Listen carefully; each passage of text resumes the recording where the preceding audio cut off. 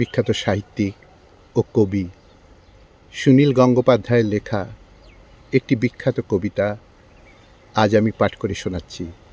কবিতা 3টি প্রশ্ন শুরু করছি। প্রণামের ছলে খুব কাছে গিয়ে এগিয়েছিল আততায়ী। প্রণামের কী যে অভারতীয় অপব্যবহার।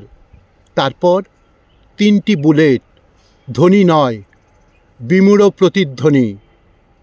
নগ্ন বক্ষ ফুঁড়ে বেরোচ্ছে রক্তের ধারা। তিনি তবুও এগিয়ে গেলেন কয়েক পা প্রার্থনা মঞ্চের দিকে, হাত জোড় করা। প্রার্থনা আর হলো না। তিনি শুধু শেষ উচ্চারণ করলেন, হে রাম।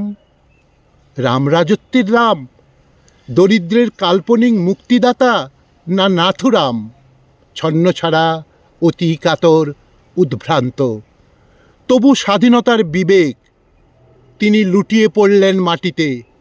সবাই বলে গান্ধীজি মুসলমানদের প্রতি পক্ষপাতিত্বের জন্য প্রাণ দিয়েছিলেন। কজন মুসলমানদের বাড়িতে গান্ধীজির ছবি টাঙানো থাকে? পাকিস্তান, বাংলাদেশে কেউ গান্ধীজির নাম সচরাচর উচ্চারণও করে না। দেশ বিভাগের জন্য যিনি মাতৃহীন শিশুর মতো অশ্রুবর্ষণ করেছিলেন, হিংসার দৈত্যের সামনে দাঁড়িয়েছিলেন, ক্ষুদ্র শরীরে অসীম সাহসী অহিংসার তেজ নিয়ে, কেউ মনে রাখেনি। মনে রাখলেই জাগবে পাপবোধ। 3 খণ্ড হতে চায় আরও অনেক খণ্ড। কাঁটা তারের বেড়াজালে তিনি কোথাও নেই। ছবিতে ভাগ করা তার স্বদেশ। আজ ঝলসাচ্ছে আরও অসংখ্য ছবি। সবরমতী আশ্রমের সামনেই গড়াচ্ছে রক্তস্রোত। 3টি গুলির প্রতিধ্বনি আজও বুকের মধ্যে তোলে 3টি প্রশ্ন, পাবে, পাবে, পাবে। সনাতন ধর্মকে বসাও সিংহাসনে, সমস্ত মানুষ মুক্তি পাবে।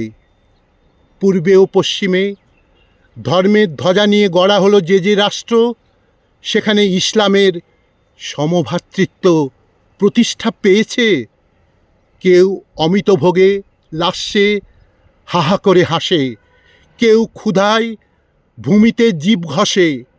ধর্ম ব্যবসায়ীরা কেউ ধর্ম মানে না। বাবরি মসজিদে ধর্ম নেই, রাম মন্দিরে ধর্ম নেই।